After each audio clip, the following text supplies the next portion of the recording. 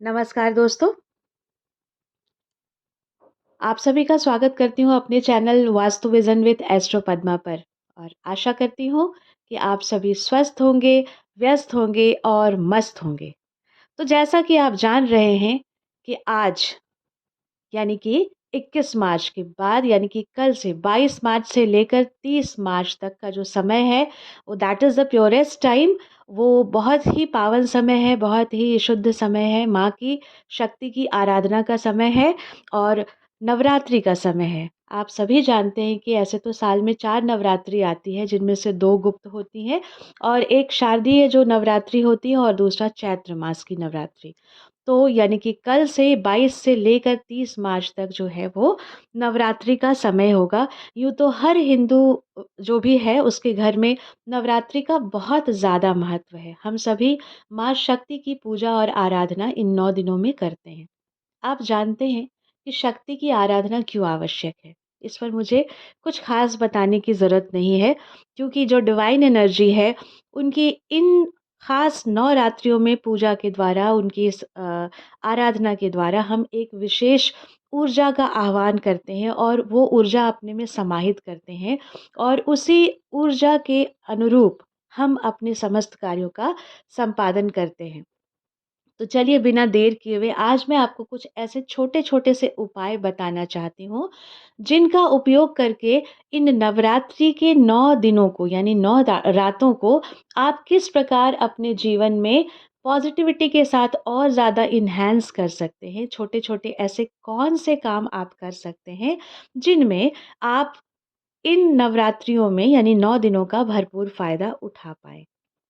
दोस्तों कहते हैं ना कि हम अगर कोई भी काम श्रद्धा और विश्वास के साथ करें तो हमारा वह काम फलीभूत होता है।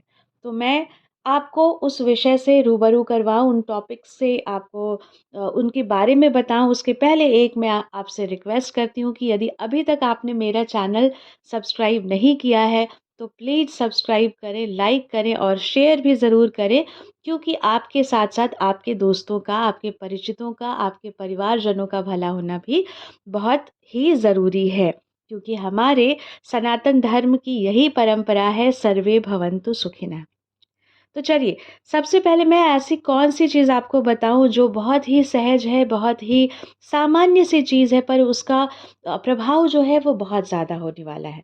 तो आज मैं आपको बताती हूँ कि नवरात्रि के 9 दिनों में हर दिन आप जब पूजा-पाठ करते हैं, उस समय में या उस जभी भी आपको कंफर्टेबल लगे, क्योंकि ये सारे 9 के 9 दिन जो हैं, वो प्योर एनर्जी के दिन हैं।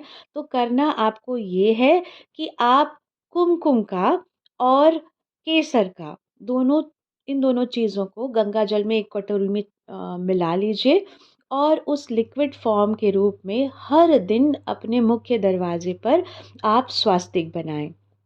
ऐसा आपको लगातार 9 के 9 दिनों तक करना है। आप चाहें तो सिंदूर और जो केसर है, इन दोनों को भी गंगा जल में मिलाकर आप पेस्ट बनाएँ और अपने एंट्रेंस के यानी मेन एंट्रेंस के दरवाज़े पर लगाएँ। तो इससे आपके घर में जो भी नेगेटिव एनर्जी का प्रवेश होता है, वो रुक जाएगी। आपको इस चीज़ को ध्यान में रखना है कि जभी भी आप यह कार्य करें, तो आप फ़िज़िकल और मेंटल दोनों रूप से शुद्ध होने चाहिए, यानी कि आपके अंदर सात्विकता और पॉजिटिविटी पहले खुद के अंदर होनी चाहिए, then you do this one. तो आपको जो परिणाम है वो बहुत ही सही मिलेंगे। चलिए अब मैं बातें करती हूँ कि दूसरा ऐसा कौन-सा उपाय करना चाहिए ताकि इन 9 रात्रियों में यानी कि 9 दिनों का हम भरपूर प्रयोग अपने घर में करें और अपने परिवार के लोगों का स्वास्थ्य भी हमारे अच्छा बरकरार रखने में काम दे।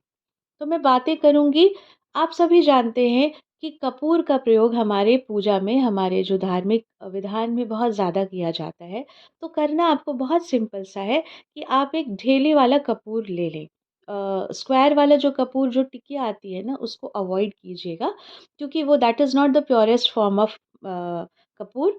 आप डली वाला जो कपूर होता है, सो कुछ लोग भीमसेनी कपूर भी कहते हैं, उसे ले लें और कुछ लौंग 2 या 3 लौंग जो है, वो आप एक छोटे से जो कपूर जलाने का जो बर्तन है, आप कटोरी भी ले सकते हैं या जो भी आपको बर्तन कंफर्टेबल रहे, उसमें थोड़ा-सा कपूर और उसके ऊपर 2 या 3 लौंग को अपने पूजन के बाद, आरती के बाद आप उसको जला लें, यानी उस समय भी आप यूज़ कर सकते हैं और उसका धुआँ जो है आप पूरे घर में, हर कमरे में, हर कोने में दिखाएँ। ये प्रक्रिया आपको सुबह और शाम डेली लगातार 9 दिनों तक करनी है।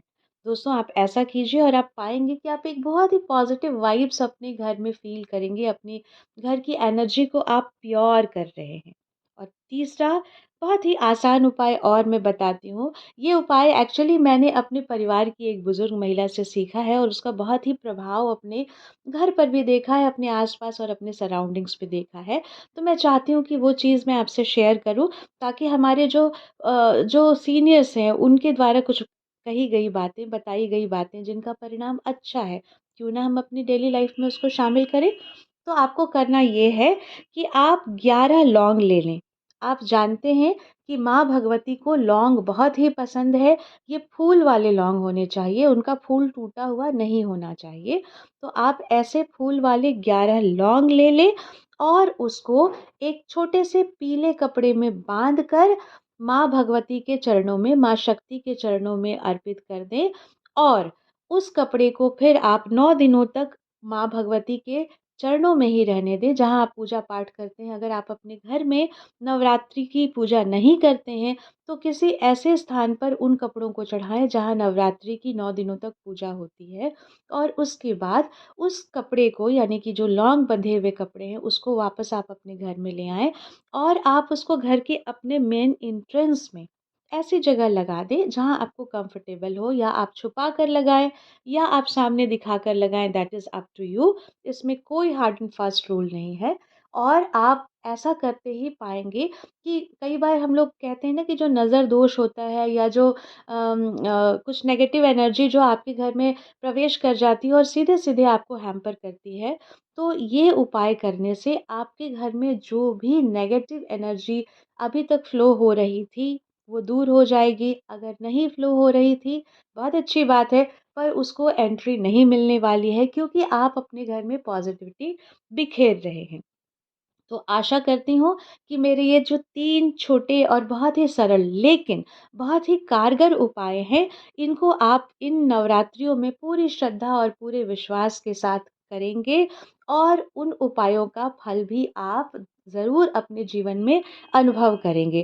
तो श्रद्धा विश्वास से किया हुआ कोई भी काम जो है वह फ़ेल नहीं होता है। तो आशा करती हूँ कि ये नवरात्रि का आप भरपूर उपयोग करें, माँ की पूजा करें, माँ की आराधना करें और शक्ति अपने अंदर और अपने सराउंडिंग में ज़रूर फ़ील करें, so that you can do whatever you wish. तब तक आप अपना ध्यान रखें और खूब, खूब, खूब सारी मस्ती करें, खूब सारा health, wealth and prosperity gain करें। तब तक बाय बाय।